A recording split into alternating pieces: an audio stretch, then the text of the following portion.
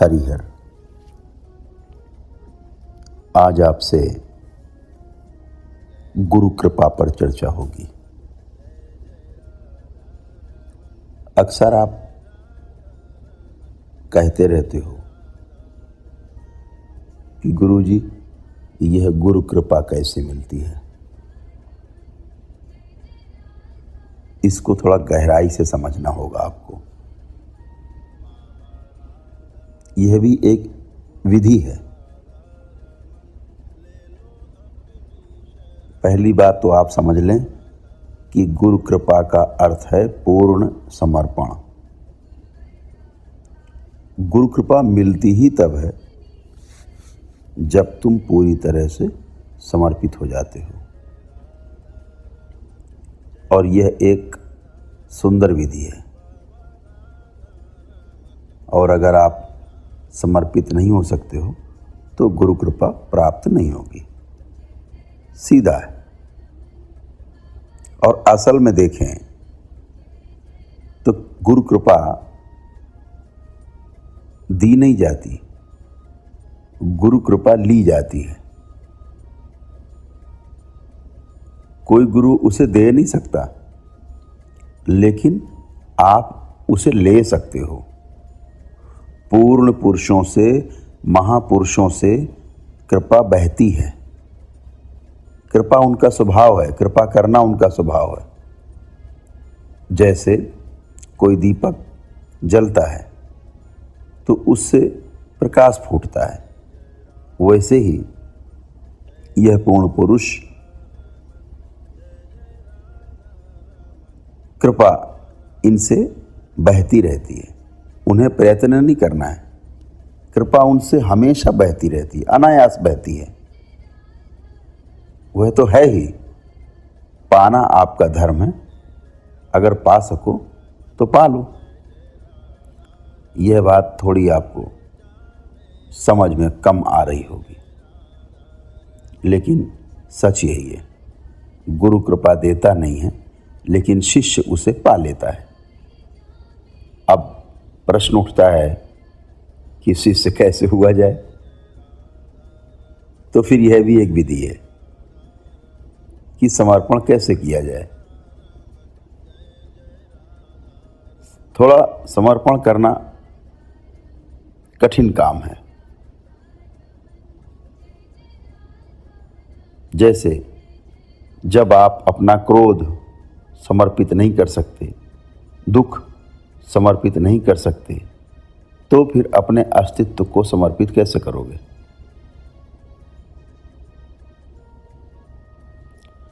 सारी व्यर्थ की चीजें नहीं समर्पित कर सकते। ये सब रोग जैसी चीजें हैं। जब आप इन्हें समर्पित नहीं कर सकते तो फिर आप अपने को कैसे समर्पित करोगे। थोड़ा समझिए। समर्पण का अर्थ है पूरा का पूरा समर्पित होना, समग्र समर्पण। आप अपने आप को अपने गुरु के हाथ में छोड़ देते हो और फिर आप कहते हो, अब मैं नहीं हूं, अब आप ही हैं। आप जो चाहे करें। और यह कहकर जब आप प्रतीक्षा करते हो, जब आप फिर गुरु के पास यह पूछने नहीं जाते कि अब आगे आप क्या करेंगे, तब वाकई में आपने सच में समर्पण किया है। आप तो समाप्त हो गए। समर्पण का अर्थ कि आप तो पूरी तरह समाप्त हो गए। अब आपके पास पूछने को कुछ भी नहीं बचा। जब सही समय आएगा तो बात हो जाएगी, लेकिन अब कैसे हो, इसके लिए थोड़ा अत्यधिक सजग रहने की आवश्यकता पड़ेगी। सामान्यतः कई बुद्धिमान लोग ऐसा सोचते हैं कि समर्पण बहुत आसान है। ऐसा सोचना बहुत बुद्धिमानी का काम नहीं है। बहुत लोग सोचते हैं गुरु के चरण छुए और समर्पण हो गया, गुरु के चरणों में मस्तक रख दिया और समर्पण हो गया। यह समर्पण नहीं है, यह श्रद्धा है। आस्था है। समर्पण में पैर छूना उसका एक हिस्सा हो सकता है, लेकिन सिर्फ पैर छू लेने से, मस्तक चरणों में रख देने से समर्पण हो गया, ऐसा कभी भूल कर भी मत सोचना। समर्पण एक आंतरिक भाव दशा है। इसमें अपने आप को पूरी तरह से जलाकर खाक कर देना है, राख कर देना है। जहां पर केवल गुरु बचेगा, आप बिल्कुल नहीं होगे, सिर्फ गुरु ही बचता है। इसके लिए और भी ज़्यादा सतर्कता की आवश्यकता है। और ये सतर्कता क्या है? ये सतर्कता तब आती है जब आप किसी विधि का उपयोग करते हो और आप ये अनुभव करते हो कि मैं असहाय हूँ। लेकिन कोई प्रयोग करने के पहले ही अपने असहाय होने का निर्णय मत ले लीजिए, यह गलत निर्णय होगा।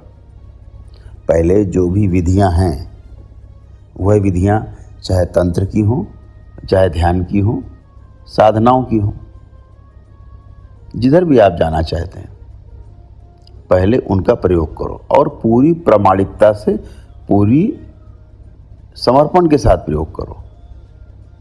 अगर विधियों से काम चल गया तो समर्पण की आवश्यकता बचेगी नहीं, फिर तो आप अपने आप ही पूरे हो जाओगे। अगर आप प्रामाणिक रूप से विधियों का प्रयोग करते हो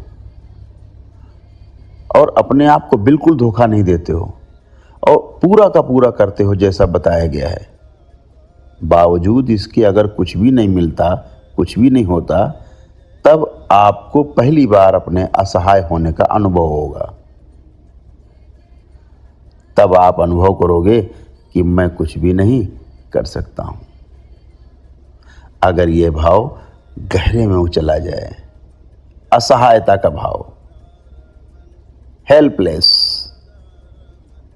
यह भाव जब गहरा चला जाएगा, एकदम गहरे में चला जाएगा, तब आप समर्पण के योग्य बन जाओगे, इसके पहले नहीं। कभी आप सोचो, क्या आपने असहाय अनुभव किया है अपने आप को? कोई असहाय नहीं अनुभव करता है, कोई नहीं समझता है कि मैं असहाय हूं। हर एक आदमी मानता है कि मैं यह कर सकता हूं, मैं वह कर सकता हूं, जब मैं चाहूं तब कर सकता हूं। हर एक आदमी सोचता है, क्योंकि मैं नहीं चाहता हूं इसलिए नहीं करता हूं। यदि चाहूं तो जरूर कर लूंगा, जिस समय चाहूंगा, जिस क्षण चाहूंगा कर लूंगा। ना करने का इतना ही कारण है कि मैं भी करना नहीं चाहता हूं। लेकिन कोई व्यक्ति असहाय अपने आप को नहीं मानता, अनुभव नहीं करता। लेकिन अगर कोई कहे कि गुरु कृपा से मामला बन सकता है, तो आप सोचोगे कि चलो फिर तो बढ़िया काम है।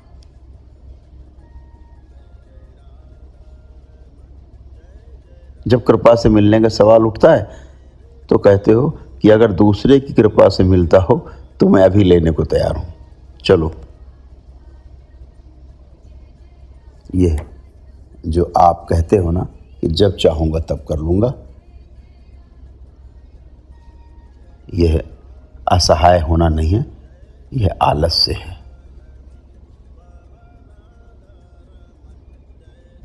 दोनों बातों में थोड़ा सा फर्क है। असहाय होना और आलसी होना, दोनों में बड़ा फर्क है। कृपा कभी आलस्य से नहीं मिलती, हमेशा असहाय अवस्था में ही मिलती है। और असहाय अवस्था आलस्य नहीं है। असहाय अवस्था केवल उन्हें ही प्राप्त होती है जो पहुंचने के लिए, गंतव्य पर पहुंचने के लिए सारे प्रयत्न कर चुके होते हैं, सारे प्रयास कर चुके होते हैं। उसके बाद भी जब कुछ नहीं मिलता, गंतव्य नहीं मिलता, हमारी मंजिल नहीं मिलती, तब आप पहली बार अपने को असहाय अनुभव करते हो। और तभी आप किसी के प्रति समर्पित हो सकते हो, तब आपका समर्पण एक पूर्ण विधि बन जाएगी। समर्पण अंतिम विधि है। हर जगह से हार जाओ, जब कुछ भी ना मिले, तो फिर समर्पण अंतिम विधि है। लेकिन आजकल लोग क्या उसका सबसे पहले प्रयोग करते हैं, सीधे गुरु के पास पहुंच के और समर्पण मान के और उससे पा जाना चाहते हैं। असंभव है, यह अंतिम है। जब करने से कुछ नहीं होता है, जब असहाय अवस्था प्रकट होती है और जब सारी आशाएं मिट जाती हैं और हमारा सारा अहंकार, आपका सारा अहंकार धूल में मिल जाता है और यह जान जाते हो आप कि मुझ अकेले से कुछ नहीं होगा, तब आपके हाथ गुरु के चरणों की ओर बढ़ते हैं। ये बढ़ना किसी और तरीके का बढ़ना होगा।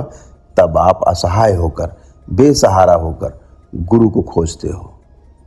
तब आप पूरे प्राणों से, पूरे हृदय से, पूरा का पूरा, तीनों केंद्रों के साथ गुरु के चरणों में बैठ जाते हो, लेट जाते हो। तब आप कृपा पाने के पात्र बन जाते हो। जब आप पात्र बन जाते हो तो प्रसाद आपको उपलब्ध हो जाता है। असल में देखा जाए तो यह प्रसाद, यह गुरु कृपा का प्रसाद तो सदा सदा उपलब्ध रहता ही है। सभी युगों में उपलब्ध रहा है। सभी कालखंड में महापुरुष, पूर्ण पुरुष होते रहे हैं शरीरों में। लेकिन जब तक आप अपने को खोने के लिए तैयार नहीं होगे, तब तक आप उनके संपर्क में नहीं आ सकते। यह भी हो सकता है कि आप ठीक उनके बगल में, आसपास, पीछे बैठे हो, बातें भी कर रहे हो, लेकिन आपका संपर्क नहीं होगा। और ठीक से समझें तो दूरियां 3 तरह की होती हैं। एक तो दूरी है स्थान की दूरी, डिस्टेंस। आप वहाँ बैठे हो और मैं यहाँ बैठा हूँ। हमारे और आपके बीच में जो स्थान की दूरी है, यह 2 बिंदुओं की दूरी है, यह स्थान की दूरी है। थोड़ा आप नज़दीक आ जाओगे, दूरी कम हो जाएगी। और यदि आप मुझे छू लो तो सारी दूरी समाप्त हो जाएगी। लेकिन यह केवल स्थान की दूरी समाप्त हुई है। दूसरी दूरी समय की दूरी है। जैसे आपका कोई मित्र है, चल बसा, मृत्यु हो गई, तो दूसरे स्थान पर एक बिंदु पूरी तरह से गायब हो गया। लेकिन आप आंख बंद करोगे और अनुभव करोगे कि आप बिल्कुल मित्र के निकट हो। और उस समय कोई व्यक्ति आपके बगल में बैठा होगा, आपको लगेगा वह नहीं है। वह नज़दीक बैठा व्यक्ति दूर मालूम होगा, लेकिन जो मित्र चल बसा है, आपका मृत्यु हो गई है, वह आपको नज़दीक मालूम पड़ेगा। तीसरी दूरी है प्रेम की दूरी है। लोग कहते हैं ना कि समय सब कुछ भुला देता है। लोग कहते हैं कि समय से सारे घाव भर जाते हैं। जब समय की लंबी दूरी हो जाती है तो हमारी स्मृतियां धुंधली होती होती लुप्त प्राय हो जाती हैं, धीरे धीरे मिट जाती हैं। लेकिन समय के पार जो है वह प्रेम की दूरी है। प्रेम की दूरी समय के भी पार है। ये तीसरा आयाम है। अगर आप किसी को प्रेम करते हो, भले ही वो किसी दूसरे देश में रहता हो, तो भी आप आंख बंद करोगे, प्रेम के उन क्षणों में आप उसके पास होगे, वह आपके पास ही होगा। हो सकता है वह कभी मर गया हो और आप दोनों के बीच सदियों की दूरी पैदा हो गई हो, लेकिन प्रेम में कोई दूरी नहीं होगी। आंख बंद करोगे, नज़दीक पाओगे। तो महापुरुषों के पास कोई अभी हो सकता है 2000 साल, 3000 सालों का, 5000 सालों का, 10,000 वर्षों का, कोई अर्थ नहीं है, क्योंकि दूरी प्रेम की है। आपके पास वह महापुरुष नहीं है, उसका शरीर जा चुका है, वह शरीर को छोड़ चुका है। लेकिन उसने शरीर छोड़ा है 20 साल पहले, 25 साल पहले, 100 साल पहले, 500 साल पहले। 10,000 साल पहले, लेकिन आपके प्रेम में कोई दूरी नहीं है। अगर आप उस पूर्ण पुरुष के प्रेम में हैं तो समय और स्थान की दूरियां मिट जाएंगी, तब गुरु से दूरी मिट जाएगी, तब पूर्ण पुरुष से दूरी मिट जाएगी, तब गुरु यही हैं और अभी हैं। और ध्यान रखें, गुरु कृपा उनका आप याद करेंगे, उन्हें आप प्रेम करेंगे, वह जो प्रेम की दूरी है, ये तीसरा आयाम, तो आपको कृपा तुरंत मिल सकती है। आप पूर्ण पुरुषों के बगल में बैठे हो सकते हो, जहाँ तक स्थान का संबंध है कोई अंतराल नहीं है, समय में भी कोई अंतराल नहीं है, लेकिन अगर प्रेम नहीं है तो दूरी अनंत है। इसलिए हो सकता है कि कोई महापुरुषों के समय में भी, उनके रहने के समय भी, उनके शरीर यात्रा के रहने के समय में भी, उनके साथ रह करके भी उनके संपर्क में ना रहा हो, और कोई व्यक्ति यहाँ और अभी उनके संपर्क में हो सकता है, जबकि शरीर उनका नहीं है। तो हमेशा गुरु का प्रसाद, गुरु की कृपा प्रेम के आयाम में घटती है। प्रेम में सब कुछ सदा शाश्वत रूप से मौजूद है। इसलिए आप प्रेम में हो तो गुरु कृपा मिल सकती है। लेकिन प्रेम समर्पण है। प्रेम का अर्थ है कि आप से, यानी दूसरा आपसे ज़्यादा महत्वपूर्ण हो गया है। अब आप दूसरे के जीवन के लिए अपना जीवन दे सकते हो। दूसरा जिए, इसके लिए आप अपने आप को निछावर कर सकते हो। अब दूसरा व्यक्ति आपका केंद्र बन गया है, आप केवल एक परिधि हो। धीरे धीरे आप पूरी तरह विलीन हो जाते हो और सिर्फ दूसरा ही रहता है, केंद्र ही रह जाता है। उसी क्षण आपको गुरु कृपा उपलब्ध हो जाती है। ये कभी मत सोचो कि गुरु आपको कृपा दे सकता है। गुरु आपको प्रसाद के रूप में कृपा दे सकता है, ऐसा मत सोचो। केवल यह सोचो एक असहाय शिष्य कैसे बना जाए, जो कि पूरी तरह से गुरु के प्रेम में समर्पित हो। तब गुरु आपके पास आएगा। जब शिष्य तैयार है तो गुरु सदा आता ही है। यह शारीरिक उपस्थिति का प्रश्न नहीं है। जब आप पूरी तरह तैयार हो तो प्रेम के किसी अज्ञात आयाम से गुरु कृपा अवश्य उतरती है।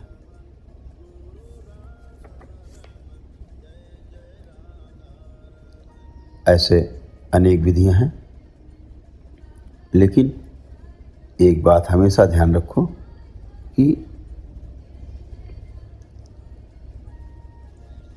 आपके मन में विचार आ सकता है कि विधियों के जंगल में भटकने के बजाय गुरु कृपा पाना ज़्यादा बेहतर है। आप सोच सकते हो कि विधियां जटिल हैं और गुरु कृपा सरल है, लेकिन ऐसा सोचने से ही गुरु कृपा नहीं मिलती। पहले अपनी विधियों को प्रयोग में लाओ और ईमानदारी से प्रयोग करो, और यदि आप असफल हुए तो वही असफलता तुम्हारा समर्पण बन जाएगी। समर्पण एक विधि है। धन्यवाद। हरिहर।